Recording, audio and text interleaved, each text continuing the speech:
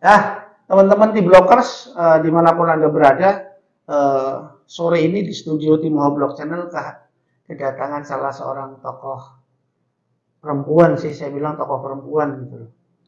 Ya, ya biasa kalau tokoh perempuan nanti kita akan diskusi soal perempuan gitu. Boleh disebutin Bu namanya? Terima kasih.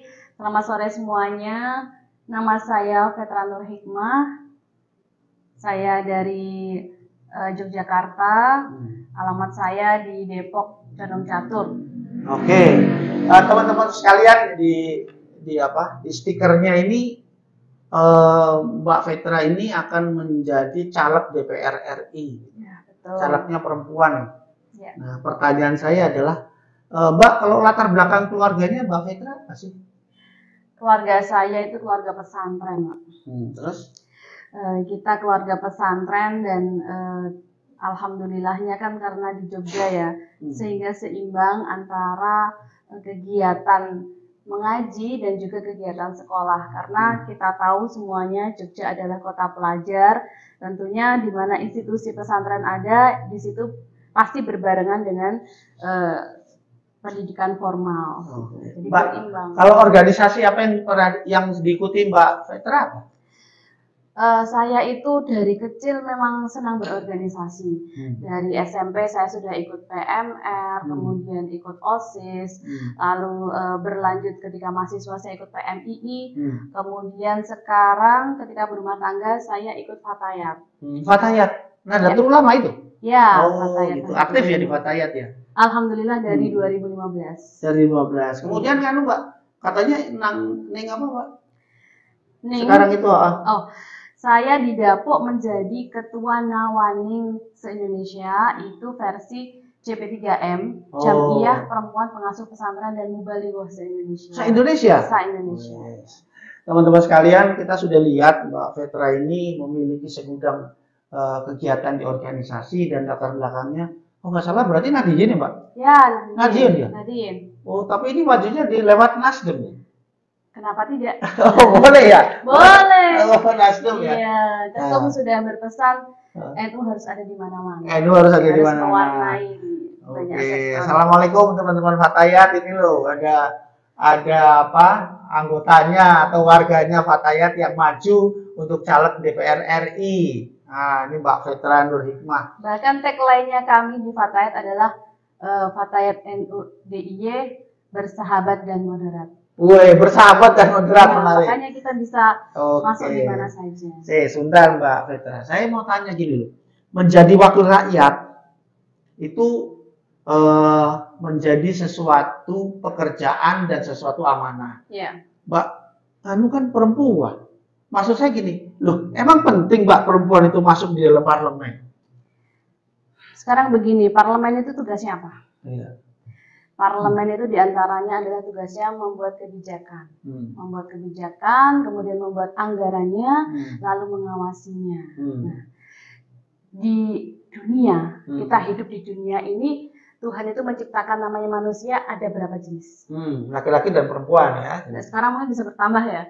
Tapi pada intinya kan ada dua itu ya, laki-laki dan perempuan. Maka Tuhan juga memberi potensi yang sama dong antara laki-laki dan perempuan, sehingga untuk mencapai kesetaraan ini, maka kan harus dibuka peluang untuk bisa bersetara, termasuk ketika di parlemen.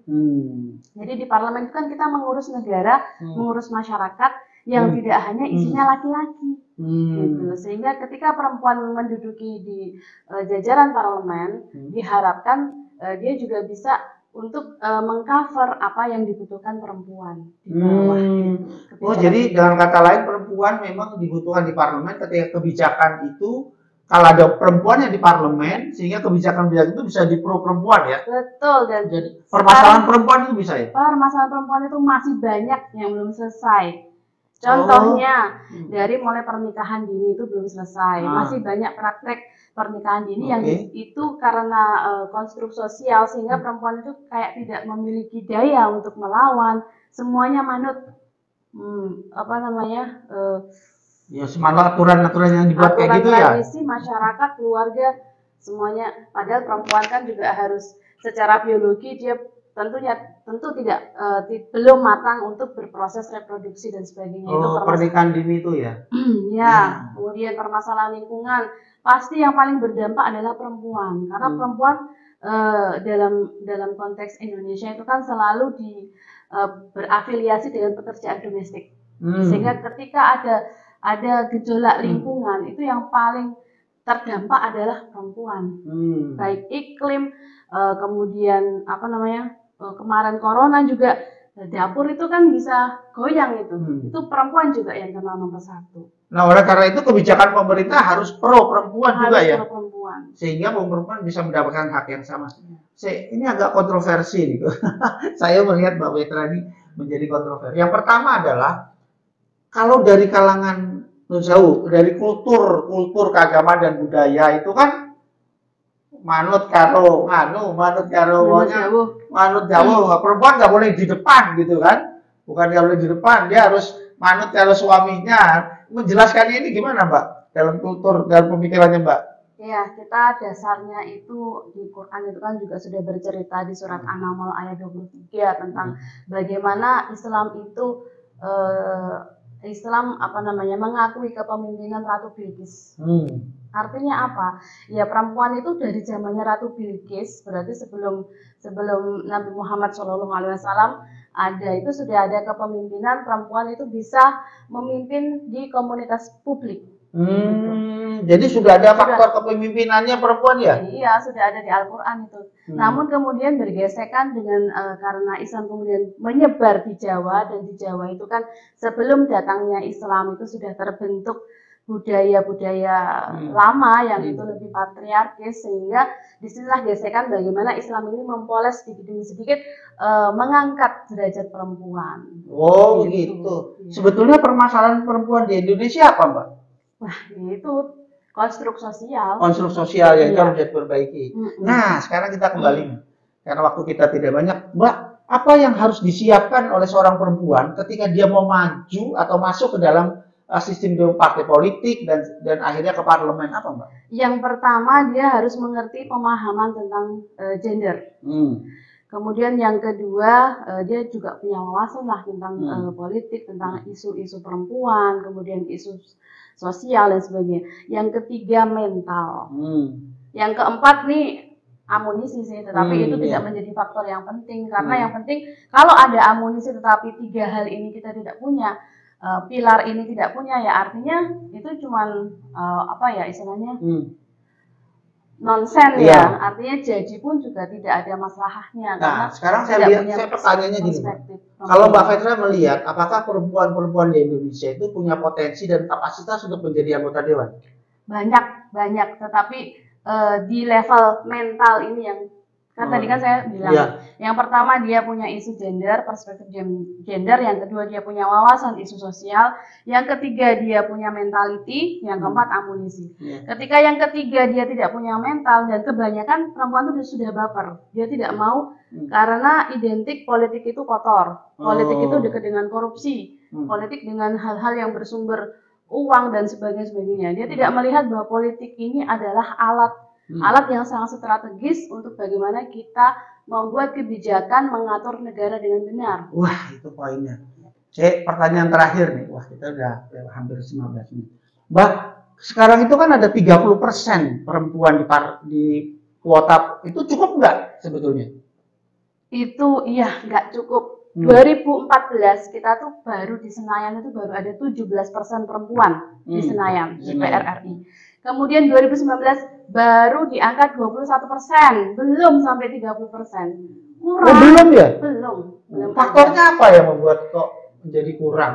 Ya, yang pasti kita masih di lingkup patriarkis ya. Patriarkis, kemudian mentaliti perempuan itu tidak banyak perempuan yang pede untuk maju.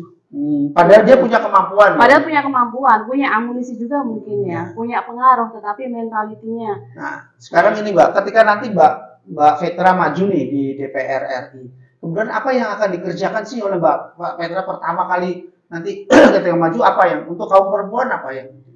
Oh, jelas ya. Saya itu kan visi misi saya salah satunya adalah saya itu akan memberdayakan di kaum komunitas apa namanya?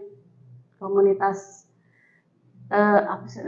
Kaum rentan. Kaum rentan. Kaum rentan. Kaum rentan itu diantaranya adalah ada anak, perempuan, terus lansia, lalu mu'alaf, du'afa. Nah, itu adalah garapan-garapan sosial yang menjadi underline bagi saya. Jadi itu yang mau digas ya untuk mau digas. Kemudian karena saya juga berangkat dari orang pegiat UMKM, maka ya pemberdayaan itu akan saya lakukan.